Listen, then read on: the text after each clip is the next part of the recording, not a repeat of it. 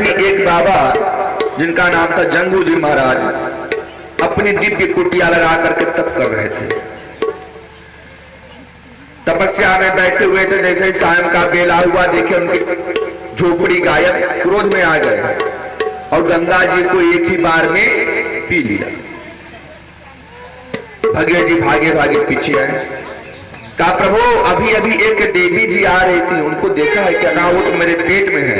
अरे प्रभु उनको छोड़िए, मेरे पूर्वजों का उद्धार करना है। तब क्या था, अपने कानों में से स्थान दिया तो गंगा मैया का एक नाम और पड़ गया। बोल जानवी महारानी की जय। जानवी नाम पड़ा। तत्सांगम पुराहातम सौदानम बेचिता प्राहत्वम तीर्णम भासम वृक्षो ही वशमा बहु। आगे आए, जैसे ही हरिद्वार में आई, 7 ऋषि बैठे हुए थे। 7 ने इशारा किया। गंगा मैया समझ लिए रे राम राम एक ही पी गया था, आप 7 हैं। सो अगल बगल वो करके जाने लगे। इसलिए हरिद्वार में गंगा मैया 7 भागों में बटी है। आगे आई, चुनार से होते हुए गंगा जी काशी, काशी से पटना होते हुए जैसे ही सागर में जाकर के सगर पुत्रों का उद्धार किया, सबके संग परम पावन हो गए। कहते हैं भागीरथ का वंश सुनाते हैं, उन्हीं के वंश में आगे चल के ऋतुदर्भ के सौदास, सौदास के अस्मद, अस्मद के नारी कवच, नारी कवच के खडवान, खडवान के पुत्र हुए दिलीप, दिलीप के बेटा हुए रघु। ये इतने प्रतापी राजा हुए महाराज कि सूर्य वंश को बदल दिया और उन्हीं के नाम पर हो गया रघु, रघुवंश। सूर्य वंश को ही रघुवंश कहा जाता है। क्यों? अरे भाई दद्दा या परदद्दा का जो इतिहास था उसको बदल दे तो उसी के नाम से सब लोग जानने लगते हैं। तो ऐसा क्या किया रघु जी ने कि पूरी सूर्य वंश की सृष्टि बदल दी, यहां से रघुवंश होने लगे। कहते हैं सुनिए महाराज,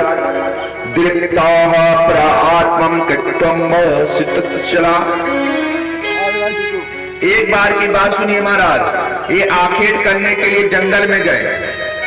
देखते क्या है कि एक गैया को मारने के लिए एक सिंह दौड़ रहा था।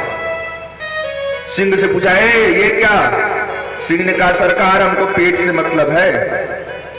दौड़ के आ रहा था, खाने के लिए थोड़ा भी देरी नहीं किया और अपने आप को सिंह के हवाले कर दिया। तुरंत सिंह में से भोले बाबा प्रकट हो गए।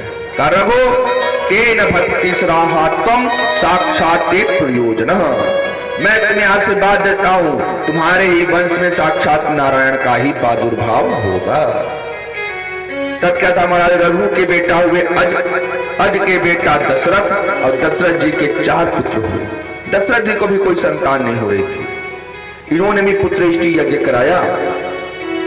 तब जाकर के इनको 4 पुत्र हुए, श्री राम, भरत, लक्ष्मण और शत्रुघ्न जी महाराज।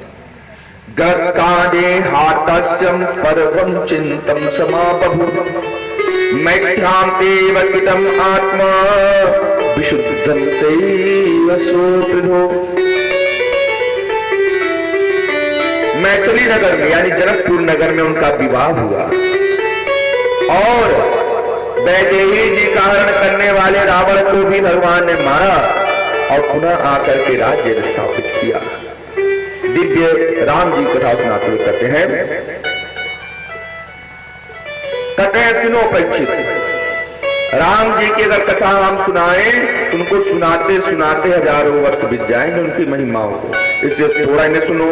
क्रोधात आग्नि विचक्त आत्मा प्रचेतम इति लक्षण। राम जी का नाम लेने मात्र से ही सब पापों का प्राक्षण होता है। राम कथा गंगा सुलभ बही जाए, इम्मा कोई कोई ना है। राम कथा बही जाए, कोई कोई ना है। राम कथा गंगा सुलभ बही जाए, इम्मा कोई कोई ना है। कितने लोग कार्तिक माह में नहाती हैं, कटकी नहाती हैं। तुलसी जी का विवाह भी कराती है ना। किससे विवाह कराती हैं?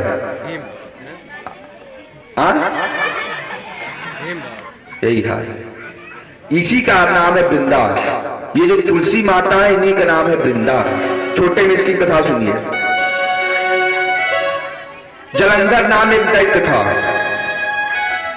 जिसका विवाह वृंदा से हुआ। वृंदा बहुत पतिव्रता थी जो अंदर ने भोले बाबा की पत्नी पर दृष्टि डाल दी। गौरी हरण लालसा, गौरी के हरण की लालसा आ गई। भोले बाबा में दिव्य युद्ध हुआ पर शांत नहीं हुआ पतिव्रता के कारण। जैसे ही भगवान वृंदा का पतिव्रता नष्ट किए भोले बाबा ने उसका उद्धार कर दिया। श्राप दे दी वृंदा कि तुमने मेरे संग छल किया है इसलिए मैं तुम्हें श्राप देती हूं, तुम एक काला पत्थर बन जाओ। तो वही भगवान शालिग्राम बन गए। लक्ष्मी जी ने श्राप दे दिया वृंदा को, जा तू भी एक वृक्ष बन जा। तो वही वृंदा तुलसी का पौधा बन गया। तो वृंदावन आज सभी लोग जा रहे हैं। वृंदावन है क्या? आइए छोटे से भजन में वृंदावन को समझते हैं, ठीक अगली कथा को प्रारंभ।